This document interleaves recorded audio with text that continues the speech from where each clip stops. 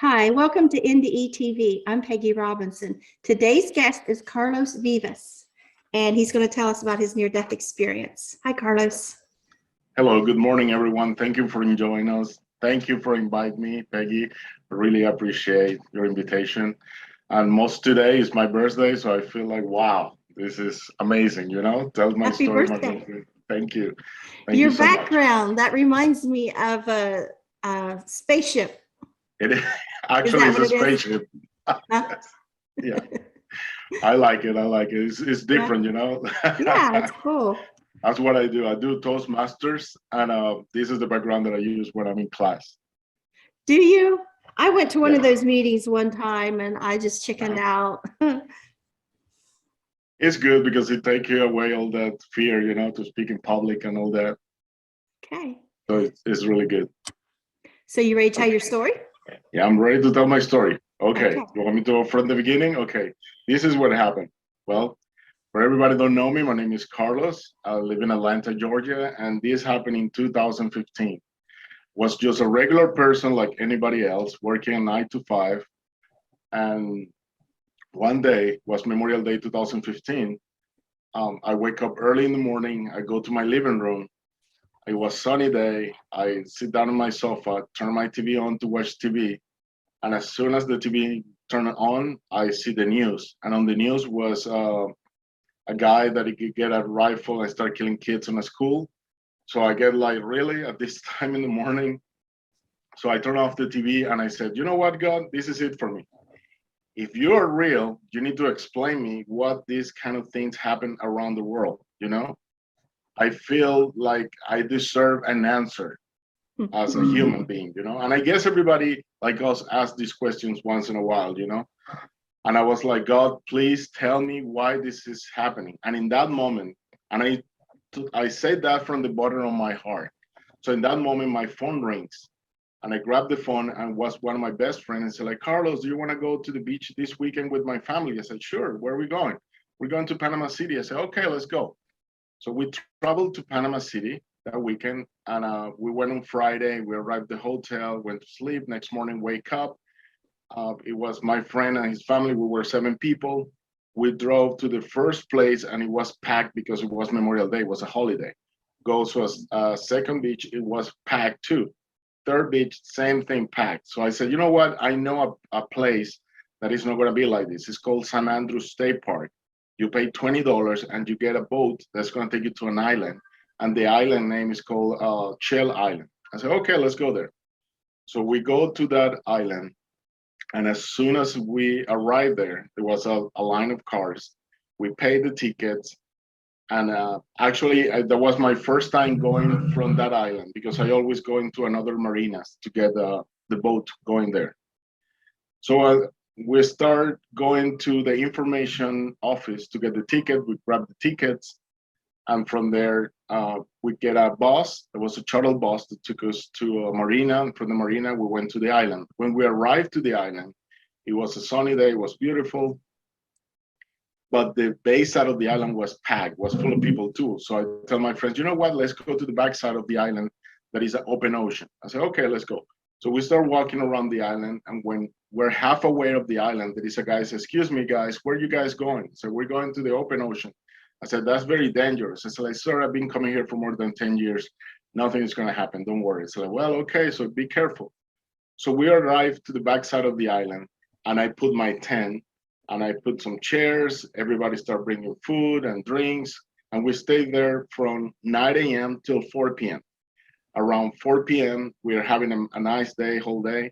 And at 4 p.m., my friend said, Carlos, we want to walk around the island. And I said, okay, you guys go, because I've been here so many times. I'm going to stay here taking care of everything, okay? So they left. I was by myself. And then after 10 minutes, it started getting very hot. I started sweating a little bit. And I said, you know what? I'm just going to swim. Just to let you know, when I was a child, I used to be on a swimming team, so I'm not afraid to swim. So I jumped into the water around 4. I was swimming, everything was fine. And out of the sudden, a riptide current came under me and drove me far, far away into the ocean. I didn't know what a riptide was, so I didn't know what was happening. So it's like a big twister under the water, like a whirlpool under the water.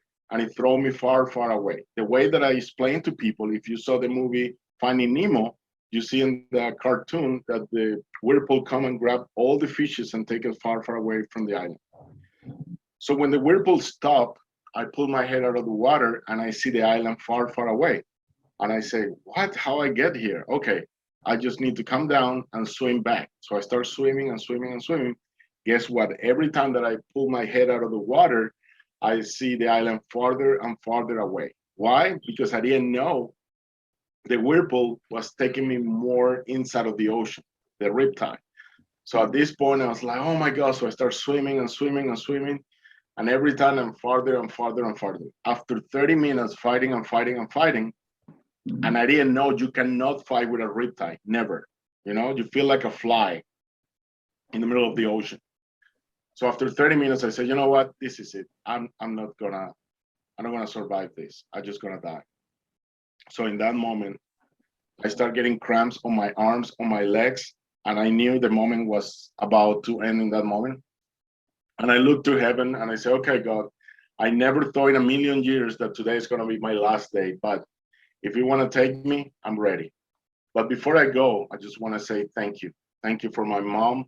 Thank you for my dad. Thank you for my brothers, my sisters. Thank you for everything you give me. And I'm sorry if I did something wrong. As soon as I said that, behind me, I heard a voice that said, ask for help. And I look back, it's like, what? And I don't see anyone. I just hear the wind and the ocean, the waves. And then I heard again, ask for help. And then I get mad. I said, really? I've been here for over 30 minutes trying to get out of here. Could you help me at least? Nothing, just the wind again. Then I tried to swim again, and then I heard the voice for the third time. I told you to ask for help. And I was like, oh my God, okay, there is no way I'm gonna get out of here. In my mind, there was no way in a million years that I'm gonna get out of there. But this voice is still insisting behind me. And I was like, okay. So I started screaming, help, help, help. At the end of the island, one of my best friends came out of the group because he felt something was wrong. And he went to our tent and he didn't saw me there. He went to the beach, he didn't saw me there. He went to the top of a hill, and from the hill, he saw me far, far away into the island. And then he started jumping, Carlos, I'm gonna call 911, hold on. And in that moment, he ran, but he didn't call 911. He went back to the tent, he grabbed a tubing, he went to the top of a hill and he threw the tubing. He thought that the tubing magically is gonna fly a mile from where I was. But he was so nervous that he didn't know what else to do. Yeah. And then when he saw it didn't work because the tubing came back to him because of the wind, he said, oh my God, hold on, let me call more people. So in that moment, he ran away to the other side of the island, grabbed the people that was boarding the boats going back to Panama City. And in that moment, a lot of people came. 6 guys jumped from the rocks. Everybody started swimming my way. And in that moment, I said, oh my God, thank you, God, they're gonna save me. And at that moment, we hear a thunder behind me. I was like, thunder? So when I look back, the ocean was getting dark and big waves were coming behind me and they start lightening too. So after 10 minutes that these guys trying to grab me, the ocean is still taking me away. And after 10 minutes, everybody give up and everybody starts turning around. And when I see that, I say, you know what, God, I don't want to fight anymore. And in this moment, I'm going to surrender. And I always make a pause right here because every time that I go to a church or a hospital or a university, I tell everybody, how many times in your life you are trying to fight against your husband, your wife, your school, your work, anything in your life. And the only thing you have to do is surrender. When you cannot hold it anymore, you need to surrender. And that's what I did in that moment. And as soon as I surrendered, I closed my eyes and a huge wave came and crushed me under the water. So when I was under the water, I open my eyes and I see a big shadow that's coming my way. So in that moment, I thought it was a shark. So I covered my face and I just waiting for the bite, right? So I was like, oh my God, this is it. So in that moment, the shark came. I thought it was a shark. It wasn't a shark. The thing came, grabbed me by my stomach and pushed me all the way to the top of the ocean. And when I looked back to see what it was, guess what it was? You know, a dolphin, a huge dolphin. So I grabbed the dolphin by the tail and I started crying, but I couldn't believe that the dolphin saved my life. As soon as I see the dolphin, I start crying like, oh, how you did that? Oh my God, oh my God. Well, 10 minutes pass. I'm with the dolphin. He don't move nowhere. He stay there. And after 10 minutes, a feature boat showed up in front of me. So the guy says, son, I can't save you, but I cannot get close to you because the wave there is so big because the thunderstorm is coming. I'm going to throw you a rope. So he threw me a rope. I went to the boat. And then when I arrived to the boat, I just hold it because the boat was tall. And the guy started screaming at me.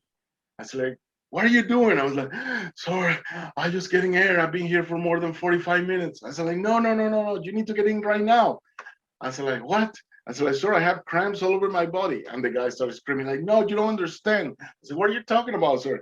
I said, my body's sinking. I said, your body's sinking? How? I have a pump inside of the boat, and the pump stopped. So all the waves, they're getting inside of my boat, and the boat is full of water, it's floating. So go to the back, you're gonna see some steps, and you're gonna jump in. So I go to the back. In this moment, the dolphin is still with me. So I go to the back of the boat, I see the steps, I jump in. And as soon as I jump in, I see like this of water inside of the boat. And I was like, oh my God, sir, do you have any bucket? I take the water out. So like, no, no, we don't have any bucket. And don't worry, we don't have time for that. We need to get out of here. So sit down right here, and I go around the island. So I sit down, I was shaking, it was cold, it was freezing. And then the guy's like, okay, son, so are you okay? I said, yeah, I'm fine. So where's your family? Where's your friends? And my friends are there in the island. So nobody saw what happened to you? So like, nobody saw that. So he asked me, like, I want to ask you a question. Where are you from? I said, I'm from Atlanta, Georgia. And what about you, sir? I said, I'm from Atlanta, Georgia, too. And we're in Florida, right? And they said, like, wow, that was weird. What part? Where you live? I said, I live in Duluth. What about you? And he said, I live in Norcross. Duluth and Norcross is next to each other. So like, wow, we're neighbors too. That's crazy. And in that moment, the guy's like, oh my God, look behind you, look behind you. And I look behind me. And then he grabbed his camera and he started filming. And when I look behind me, guess what? Behind of the boat, the dolphin was jumping. And the dolphin started following us all the way around the island. So when we finally get to the bayside, the guy said, okay, son, I have to leave you right here because I need to fix my boat. But if you want to see me again, every Memorial Day, I'm going to be here. So God bless you and take care. Okay. So I say the same, God bless you. Thank you for saving my life, sir. I jump off the boat and I start walking to the shore. By the shore, there was nobody because everybody ran to the other side of the island. So when I was walking, the water was low. So that was, I could walk. And when I was walking, something hit my leg from behind. And when I looked back, the dolphin was behind me. And the dolphin went all the way to the shore. So I was crying because like, why did this dolphin follow me? This is crazy. So when I get to the shore, I went on my knees in the water and I said, you know what, God, I'm going to make you a promise right here. If you save me with this dolphin right here, it's because you have a purpose for my life. I don't know what you want from me. I don't know what is my future, but I'm going to tell you something. From today, Carlos died into the ocean. The person who's coming out of the water is going to be you. From today, I want you to take over my life, my soul, and work through me, whatever you want to work from me. So I give you my life and I give you everything I am to you. And from this moment, it's you through me. And in that moment, it started thundering and lightning, and started raining. The dolphin leave. The police arrived, people running from the other side of the island. Everybody started hugging me and crying. And after everybody did all that, one of my friends asked me, what do you want to do? I said, like, could you take me to a church? This was a miracle. So they take me back to the closest church that was next to the island. It was a Catholic church called Fatima. When we arrived to the church was closed, but it was a chapel outside. There was like a little cave. Inside of the cave was Virgin Mary, and it was full of candles.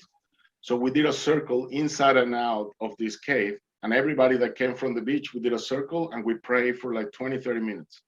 After we finished, my guy said, what do you want to do? It's like, let's go back to the hotel. I want to take a shower, eat something, and go to sleep. So I went back to the hotel. I get something to eat. I took a shower. And as soon as I was going to sleep, I have an epiphany.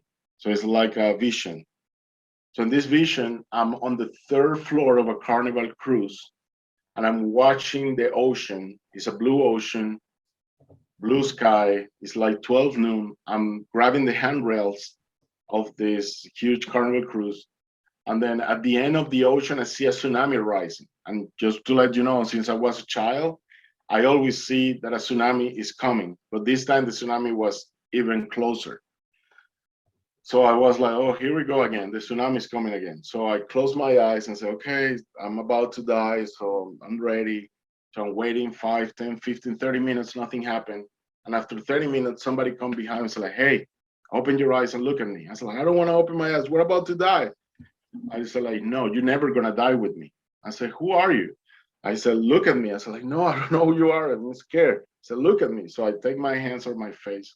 I look back. And I knew in my heart was Jesus because I couldn't see his face. It was just light coming from his face. He was taller than me, like 6'5". He had a white robe. And he said, I want you to close your eyes. So I closed my eyes and he hugged me from the back. And as soon as he hugged me, 10 seconds passed. And then he said, open your eyes. So I opened my eyes and he opened his arms.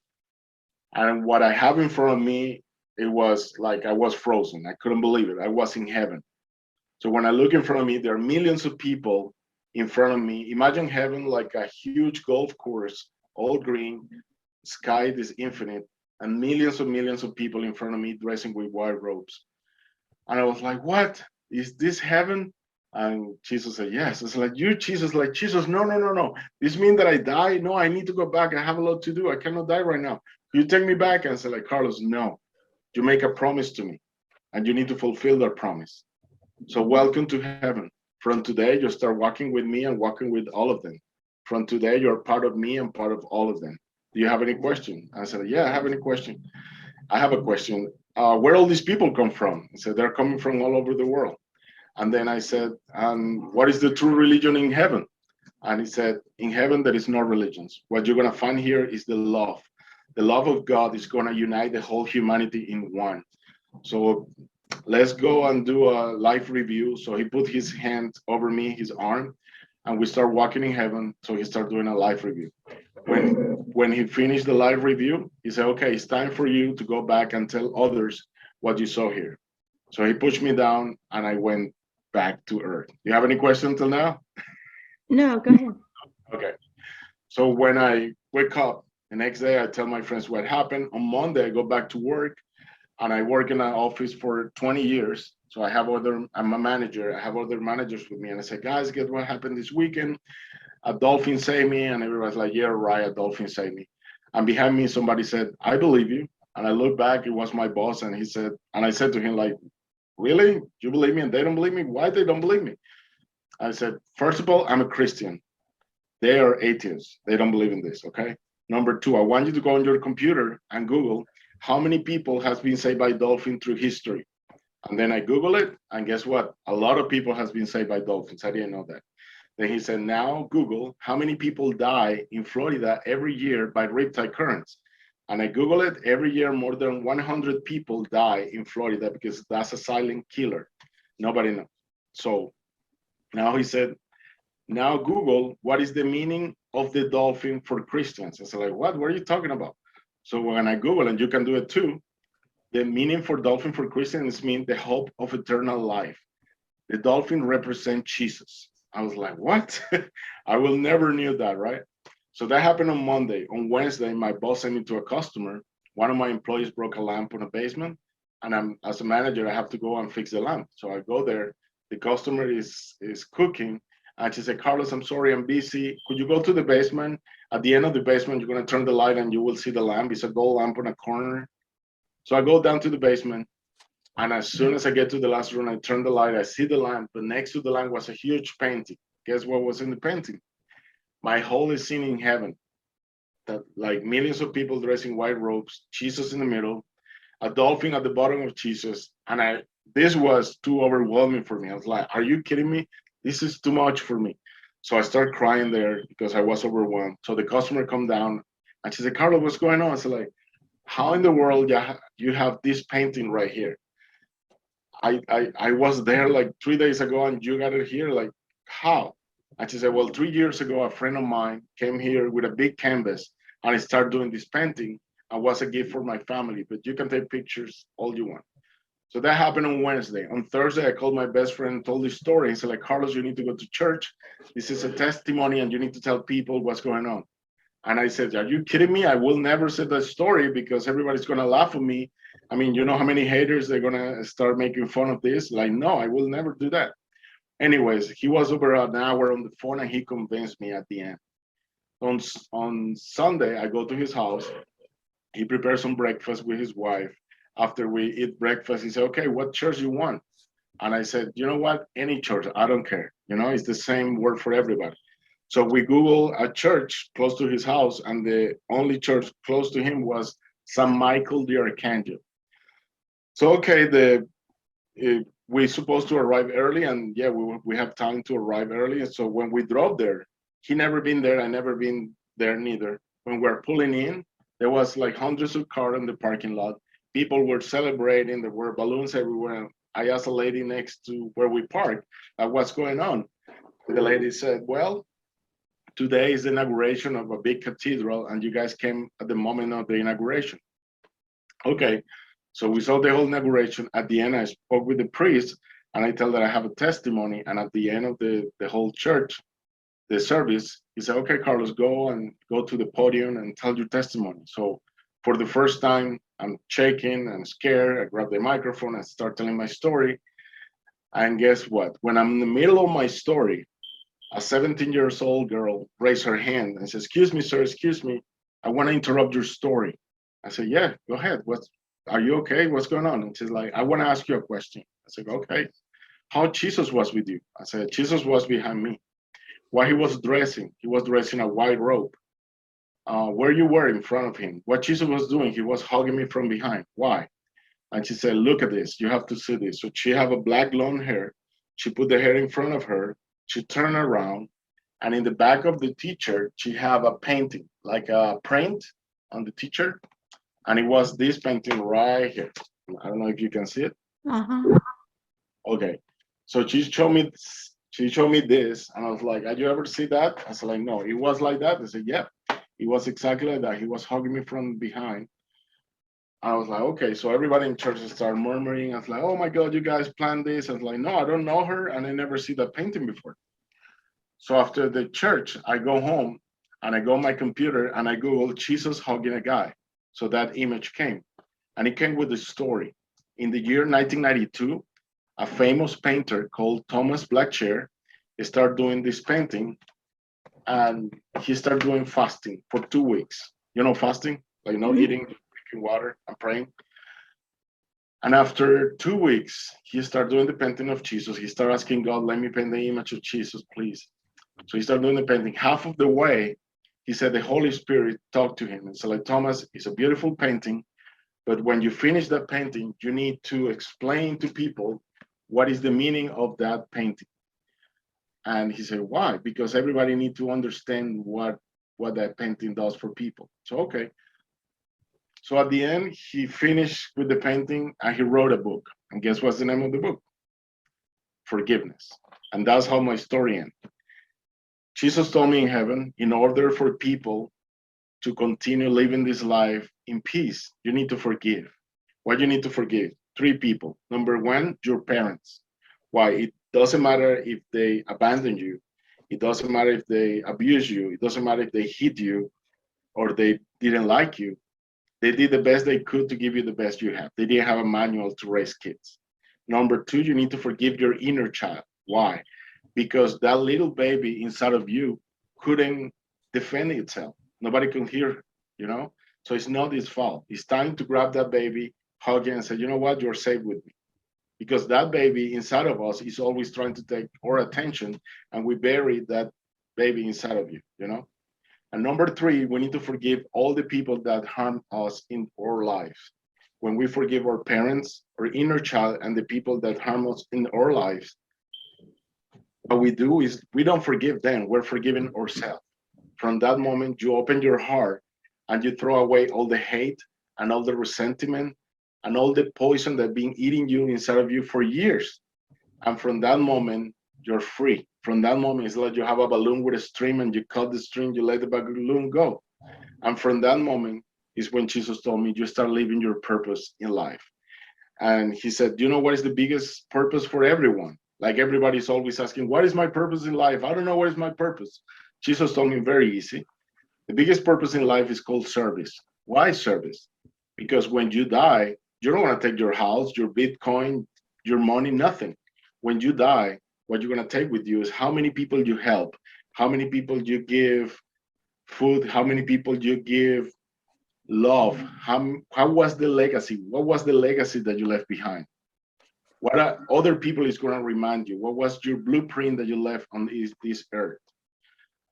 So I'm asking you right now, and I ask you, everybody that is watching, what are you doing today to change people's lives? Do you remember Mother Teresa of Calcutta, Mahatma Gandhi, Nelson Mandela, Martin Luther King, Princess Diana? What they did was service, and their service continues until today. So we can do the same. We can do service to people and help humanity. When you go to heaven and they do your life review, they're going to ask you, it was worth it for you to go to earth?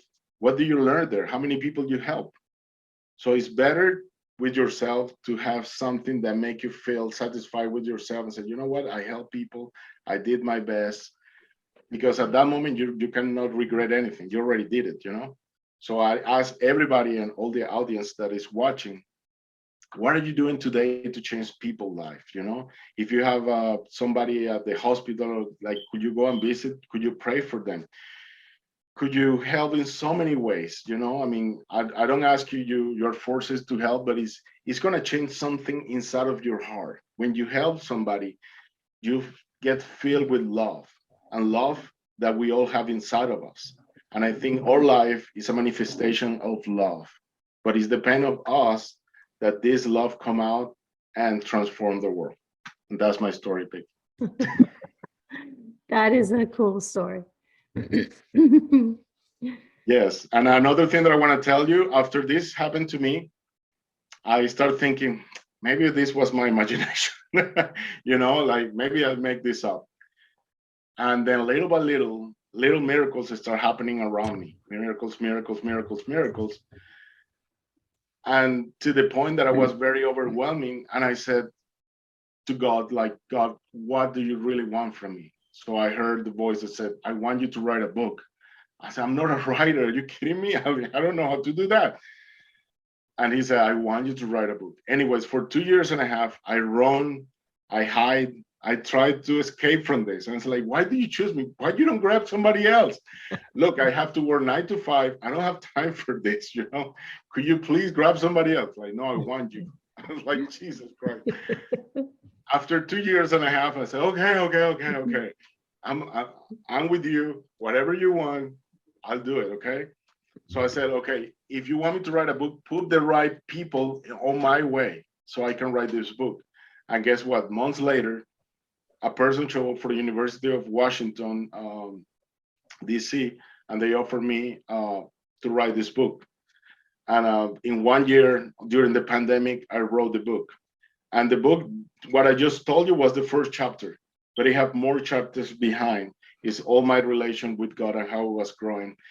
I'm not a fanatic, religious fanatic. I always believe in God, and I believe that we all have a connection with God everywhere you go, you know? But it's up to you. It's up to your heart. You cannot go to church and trying to put a mask, oh, I'm a Christian, I'm the best, and then go to the street and do something else, you know? Because God can see through your heart, and you cannot, I mean, you cannot take that mask in front of him because he knows who you are, you know? So that transformed my life. I wrote the book, and now I'm writing my second book right now, and it's about all the miracles that happen in order to do the first book and to do the second book. And I just want to tell you one. One of my first miracles, I was like 3 or 4 years ago. I was in my room, 2 a.m. in the morning, and I hear a thunder inside of my house. And I jump off my bed, and I heard the voice of God saying, I want the name of your book called Hell from Heaven. I was like, what? So I jump off my bed, I turn the light, who is there? Who's there? I check the whole house, I don't see anyone. I go to my computer, and you can do it too. Put Google and type Hell from Heaven. And guess what? A song came out. That's the first thing that Google is going to send you is a big song, a video. And the video is called Hell from Heaven by Matt Riemann. That is a famous Christian singer. And when I start listening to the lyrics of the song, is God explaining me why he did all this to me. It's on the lyrics. So I start crying. It's like, oh my God. And this is just one of the things. The second thing that I want to tell you, I was invited to a spiritual retreat.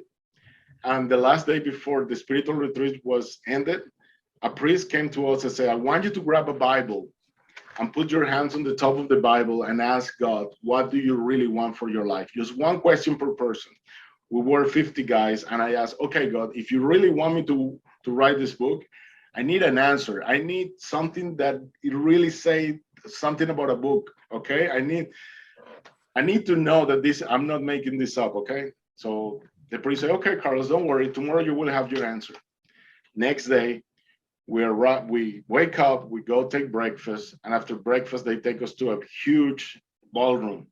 And there are 50 chairs all over the place. And the priest said, everybody get in and grab any chair you want.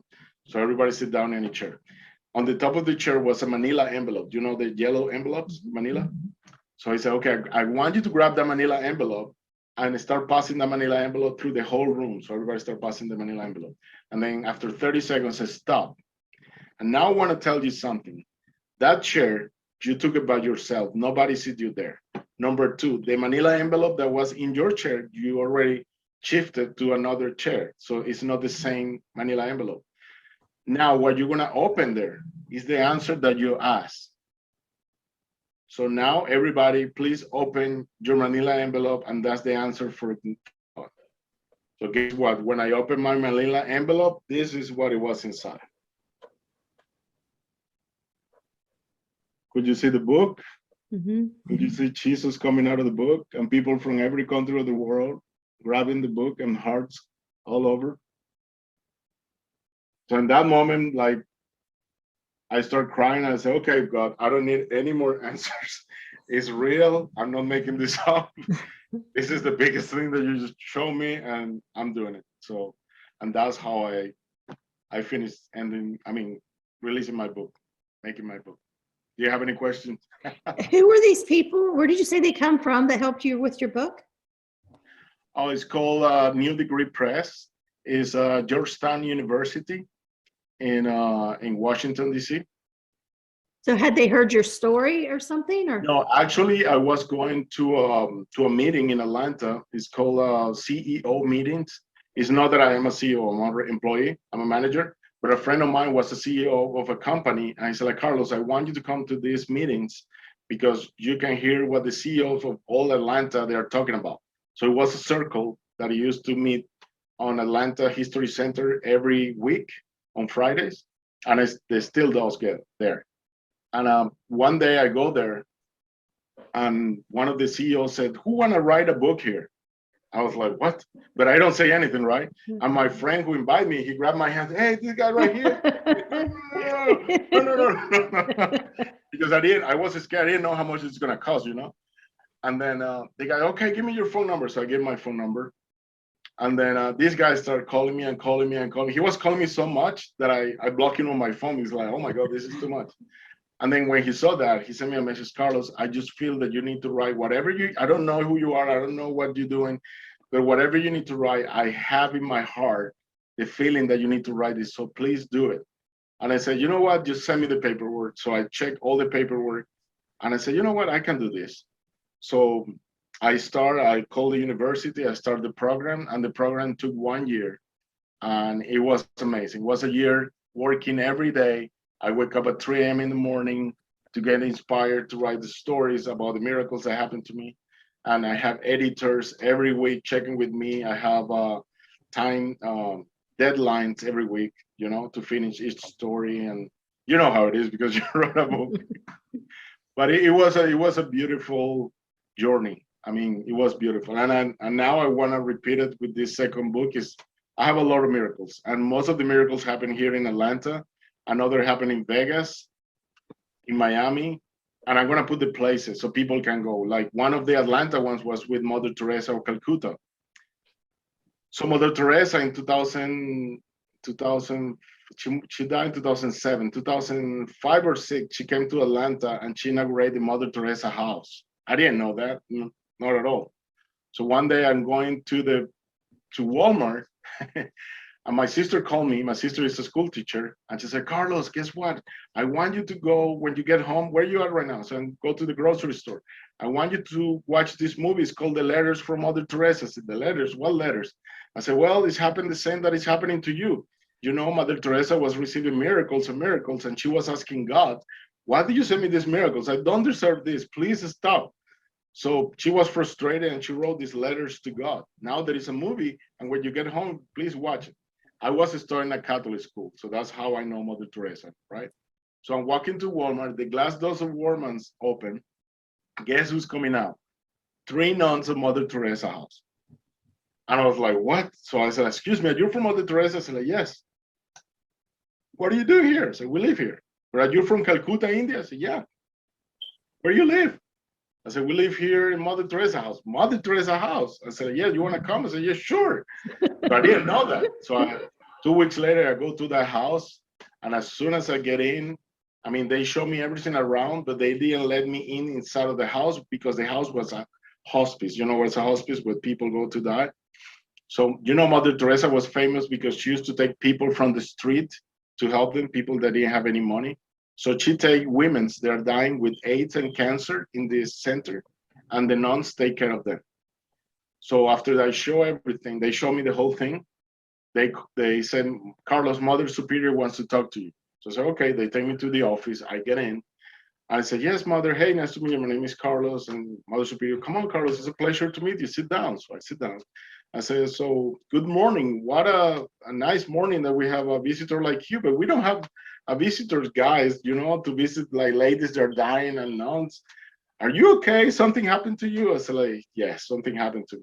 So I tell the dolphin story. And when I finish with the story, I show this picture. So when I show this picture to her, she's like, oh my God, this is a miracle. Oh my God, oh my God, oh my God. I was like, what are you talking about? So she grabbed her rosary and she started praying. I was like, well, what's going on? So I get scared because I didn't know what was happening.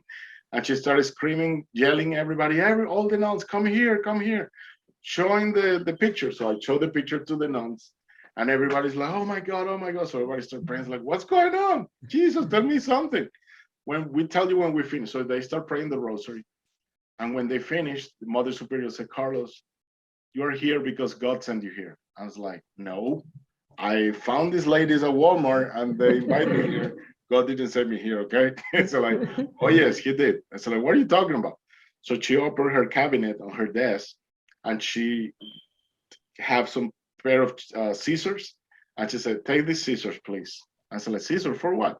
Look behind you, there is a box. I want you to open the box and you will see what I'm talking about. So I look behind me, there is a big box, right? So I'm cutting all the tape on the box. And as soon as I opened the box, guess what was inside? 100 t-shirts with the same image of Jesus like this. And I was like, what? And she said, yeah, in 2 weeks from now, we're going to have a spiritual retreat for young people. You know, they're trying to commit suicide or they're going alcohol or drugs, and we're trying to sell their souls. And we prayed a lot to choose an image for them to look at it. And it was the same image that you brought to me. So it's the forgiveness. So I was like, wow. So that's just a little taste. Did she invite you to tell your story to those kids? Oh, yes, yes. You know, she invited me because she said, like, Carlos, we have a program in Atlanta. Atlanta have the biggest place for, how do you call the people that came from other countries for war zones, refugees. Atlanta have the biggest refugee camp in the United States. It's called Clarkston, Georgia. And they have 2 movies about it. So they took me there, and I never expect this, but it was a huge place. I mean, a lot of people from Asia, over 200 kids. And they have like a little school. The nuns give class mathematics and English there. And yeah, they put all the kids together for me to give this story. And after I told the story, I mean, it was overwhelming. They invite me to do the summer camp. They have a summer camp for the kids, and it was a beautiful experience. And everybody can go to Mother Teresa and help them with the chores and anything they want there. So were the immigrants able to understand your language? Well, yeah, I was speaking English, but mostly was for the kids, and the kids that were always in school, and they understood, and they started asking me questions like, "How did the dolphin was? It was big, it was small, what color it was?" It was beautiful. It was beautiful. So you started out with the story on the news about the kids. What do you say now? Did you get your answer? If I what? I'm sorry. Did you get your answers? Why is this Oh, happening? yeah, definitely. My answer was there are 13 things that we don't know. Remember on the Bible it said God works in mysterious ways. We don't know what that happened, but it's not up to us. For you and for me, is to be the best version of yourself, to bring the light that is inside of you to others and to help others. You cannot change those events. You cannot do anything. What you can do is pray for things to change and be the best version so you can help everybody and be the light in your community and in your family. Everything starts by you. I'm sorry. Everything starts from you to the world. Yeah. And like Mother it seems Teresa like said, kind of the like, lesson in your story is to ask. Yes, ask. And I always ask people that ask and should be given. Knock and will be open. Look and you will find. That's my three biggest. Why? We have how do you call that? I forgot right now. Help me here. You know that you have your own. I forgot how to say that. Jesus Christ.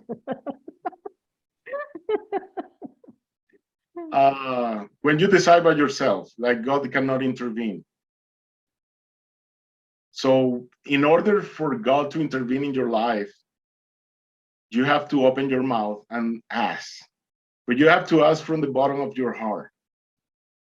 And when I go to churches or schools and people ask me, "Oh my God, I would love to live that experience," I'm like, "No, you don't want to live my experience. Believe me.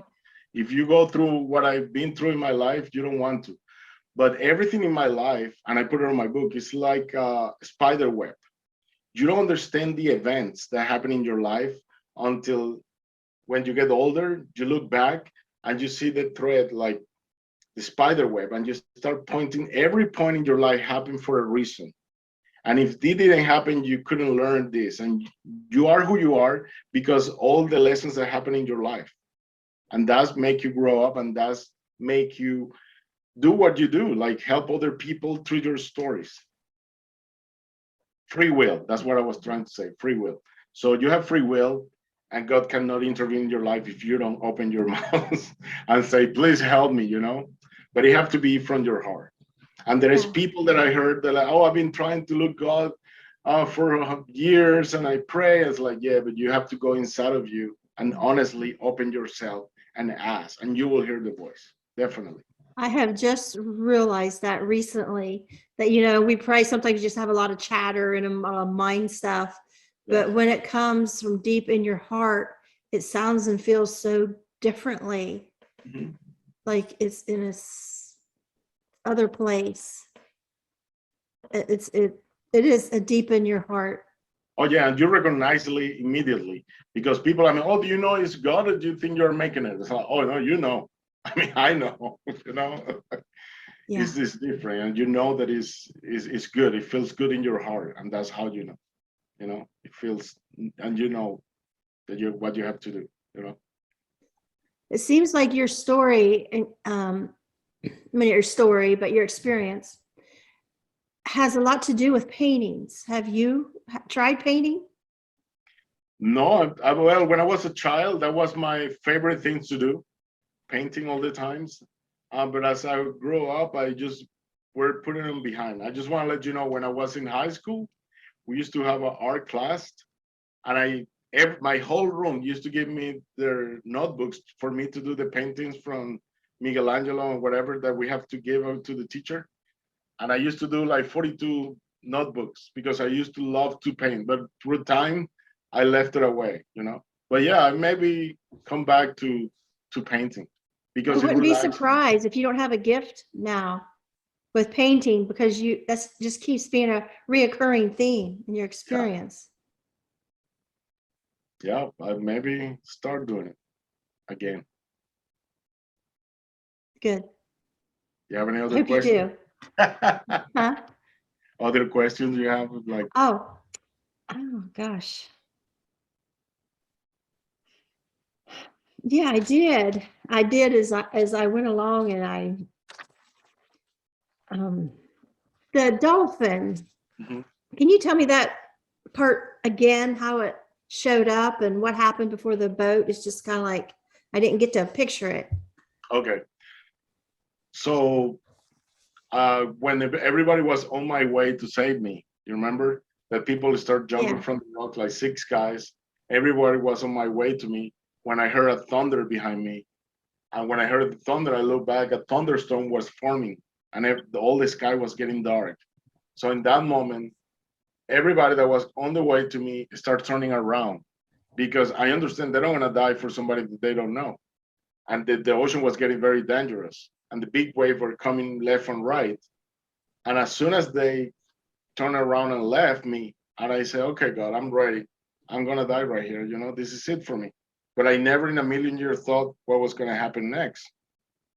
And in that moment, when everybody was turning around, that I feel hopeless, that's what I said, you know what, God, I'm just going to surrender. Whatever you want for me, if they're turning around, they have the reason.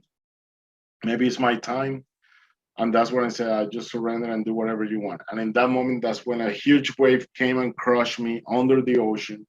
And when I was under the ocean, that's when I opened my eyes and I saw this big shadow coming my way.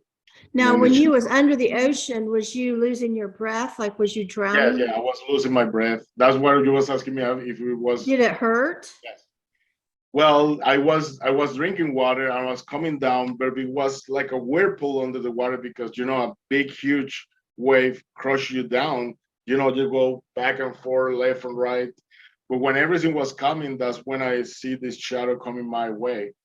It wasn't that painful, but it was super scary. And I really thought I was dying in that moment.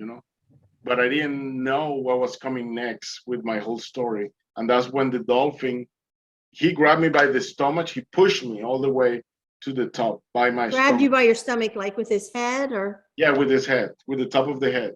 And when I get to the top, I think I grab him somehow by the tail, and I was hanging on him on the tail the whole time for 10 minutes. He just stayed right there. Everybody was watching. Even one person that was on the top of the hill, he said that dolphin was swimming with another dolphin. So that dolphin came out of the family and stayed with me. That's what one of the spectators told me that the dolphin did. And that island is famous because you can see manatees, dolphins, and a lot of marine life there. Now, in the beginning, somebody told you guys not to go there. It's dangerous. Like, even without this storm and was it tidal wave you called it, or that Well, apparently is. well, the thing is, he told me that because the island have an in and out. So the outside of the island is open ocean, so it doesn't have anything that protects you. But inside of the island is closed, and it have like a protection. So and it's like a circle inside of the island that they did with protection with rocks around. But at the other side is completely open ocean. And that's why he was telling me, be careful. It looks nice, but be careful because something could happen. He didn't tell me about the riptides. So another thing that I didn't tell you, when the police arrived and they asked me what happened, I said, like, really, what happened? You guys don't have a red flag on this beach. You don't have a sign that says what a riptide is. You charge $20 to come here, but you don't have lifesavers here. I mean, today could be me. What about the 6 guys that jumped? They could die too. Good Maybe it for could you. be kids. So Good do for you. something. Exactly. So, and believe me, I've been going through the years and they're being changing for good. I mean, the signs and all that. But I was so mad. I thought, like, look, it's not about me. It's maybe more people and more kids could jump there and die. Do it for them. It's not just to charge people to go to that island. And it was a holiday. You should have people taking care of, like lifesavers there. I Sounds have wonderful. noticed something common in near-death experiences is I hear a lot of in their thinking or even afterwards, like you saying that, or their thought process while they're dying or right before they die. A lot of times I'm catching on that they are not thinking of themselves. They are thinking about, what about my family or my mother, or what about other people? One guy recently, he was almost getting ready to be in a car wreck, and he was just like, he's seen a family, like mother and kids in a car. He says, I'm not killing somebody else because of my mistakes. You know, just let me go. Don't let me go in that lane, you know.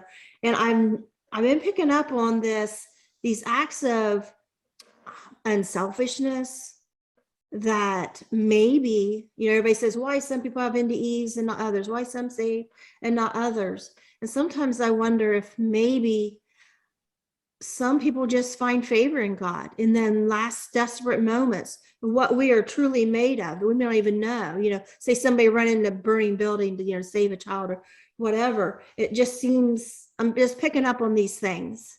And like you afterwards, what do? You go and you say, hey, you know, not about me, but other people, you need to do this. Another thing I respect is that, and I wish more of us would do, myself including, is when we have a miracle, go to church right now. Mm-hmm. Start telling people. And I know you didn't mean to start telling people, but you know, it come out, it's like it was put in your path that way. And I think God does that too. He puts things in our path that will bring it out of our mouth, and like the pictures that will give us confirmation that we'll know this is real. And there's so many similarities. I think it just shows how God works. It shows God's mind. And yeah, I just love your story. No, I just want to let you know, this is not the first time that I go to near death. This was one of the more remarkable near death that I have. I jumped off our airplane years in 2010, and my parachute didn't open. So I was in the air, 7,500 feet on the air, and pulling. And in that moment, what I feel, and I just relax myself and say, okay, this is it. I'm ready, go. But in that moment, the parachute opens. After like I was relaxed, I said, okay, God, just let it go. I cannot do anything. I'm gonna worry about, I don't think about my family. Like in this moment, I think is relax. The moment is almost there. So I want to enter in peace or wherever I go in. So, and when I was a child, a lot of car accidents that I thought I'm gonna die, and I just, in that moment, everything happening in slow motion. So you can see when the car is throwing, like going around, and you think like in a few seconds I will be in heaven. That's what I think all the times when I have a near-death experience. That's what I feel. And let me tell you another one a little quick. When I was 14 years old, I was diagnosed with terminal cancer. I have leukemia.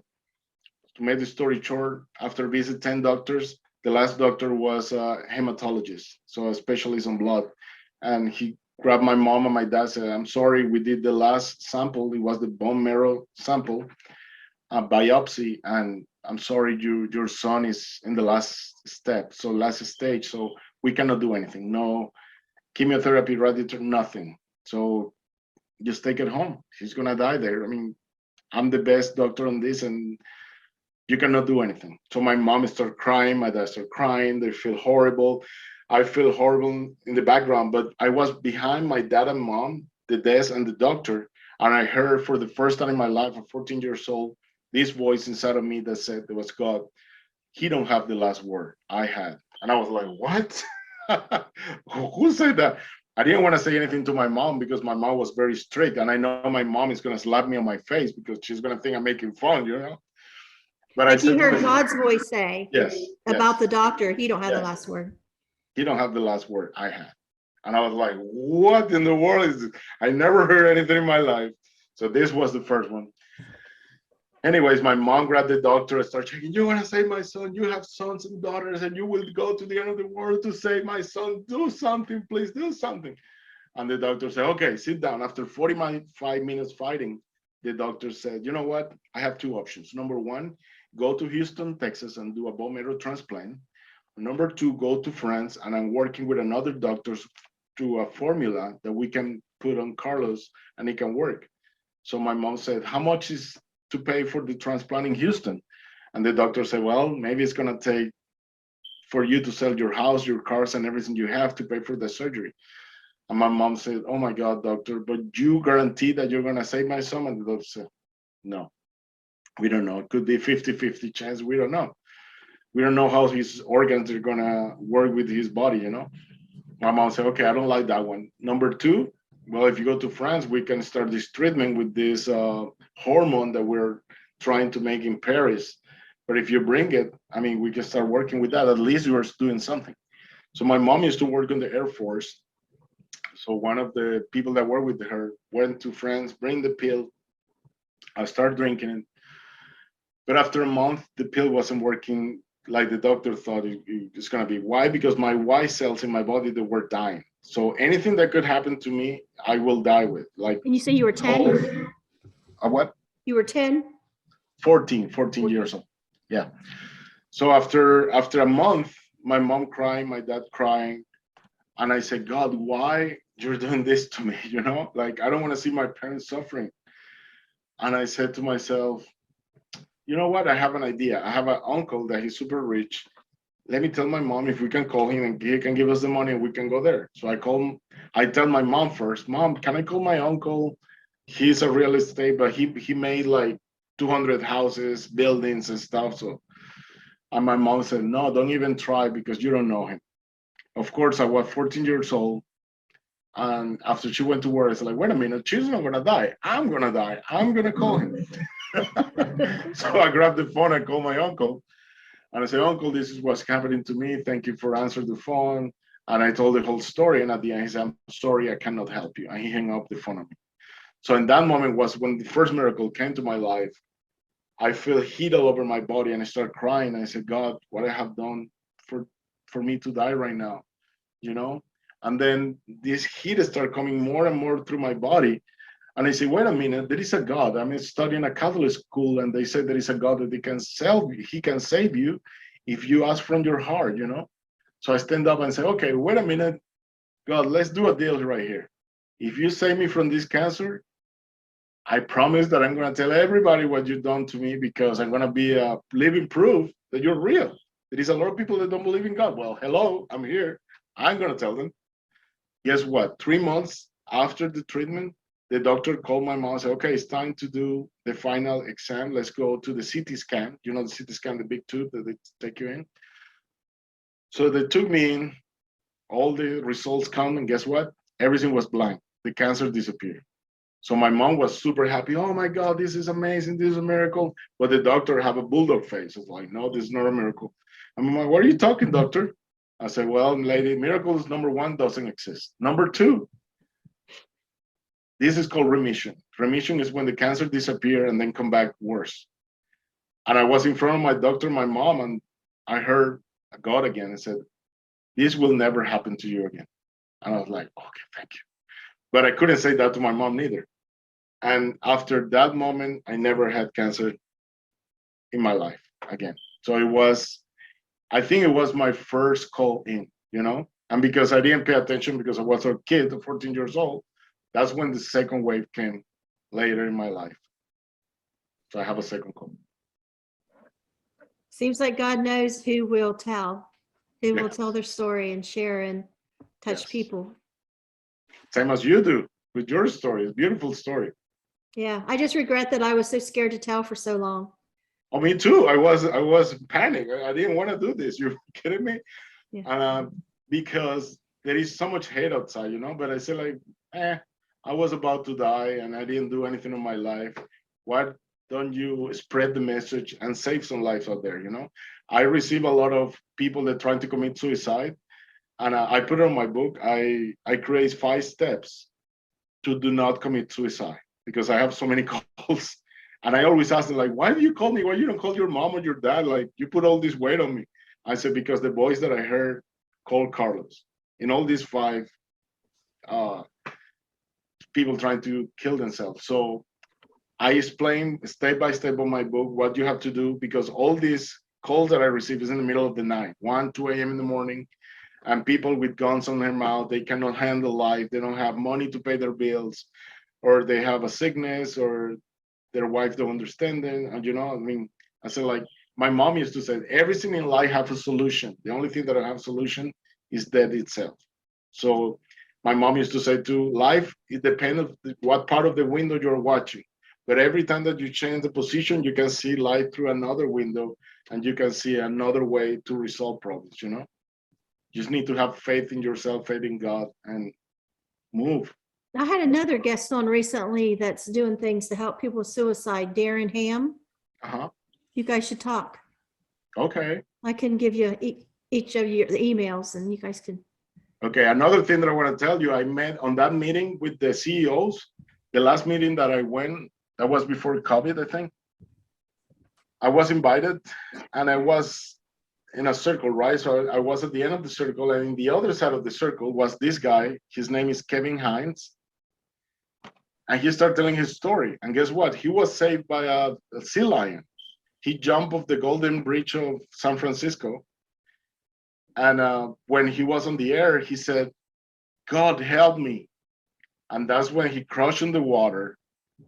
And magically, I mean, just his head and one arm was good, so he could swim a little bit. But that's when the sea lion came and saved him. And then I said, you are the guy with the, I already knew kind of his story. So you're the guy with the sea lion. So like, you're the guy with the dolphin. So yep, we're in the same room. That was I'd like crazy. to talk to him. Yes, that's crazy, right? So that was amazing. Yeah. We didn't plan it. It was like that. So, yeah. So is your second book out now?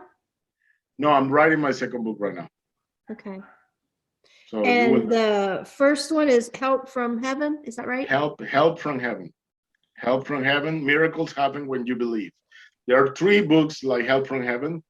One of the first book is firefighter from the fire department. One of the guys that work at the fire department, that he have seen miracles when they rescue people. So that's the first book. It's not my book, it's somebody else's book, but it's called Help from Heaven. But mine is called Help from Heaven. Miracles happen when you believe. It's on Amazon, it's on Barnes and Noble, it's on Walmart. I mean, you can find it anywhere where you want. Okay. Is there anything else you'd like to add? Well, if you guys want to join my community and your community, I have a Facebook page. It's called Beyond Near Death Experiences. Pegi's there, I'm there, and you will hear more stories. That's what I do as administrator, is to bring the community. You know, the first time when I start doing, when this happened to me, I need answers. So I didn't know what happened to me. I didn't know what Jesus showed to me. So I went to church to also be a near-death experience. They didn't want to say anything to me. And I feel alone. I was like, what? Maybe I'm the only person in the world that this happened. So I went to Google and I Googled people that have near-death experience, and I found a huge community. And I said, you know what? I want to be part of that community. I want to open a little house for that community. So that's when I put my page on Facebook. I start little. We're about to be 1,000 people right now, but I mean, I just want to be a drop in the ocean for help. Well, if you hear of any NDEers that want to share their story, send them to me, please. Sure, I'm I always will. looking for guests. Okay. They're hard to find sometimes. I know. I know, but yeah, I will send it to you. All right. Thank you. Well, Thank you very much. Thank you to you, Pegi. Thank you for calling me, and thank you for this interview on my birthday. This is the best birthday I ever had. Happy birthday. Thank you so much. Enjoy the rest of your day. Thank you for everybody watching. Yes, Pardon thank me? you too. And everybody that's watching, thank you so much. And God bless everybody that's watching. And God bless you too. All right. God bless you. Thank you. Have a wonderful day. Have a Bye-bye. wonderful day too. Take care.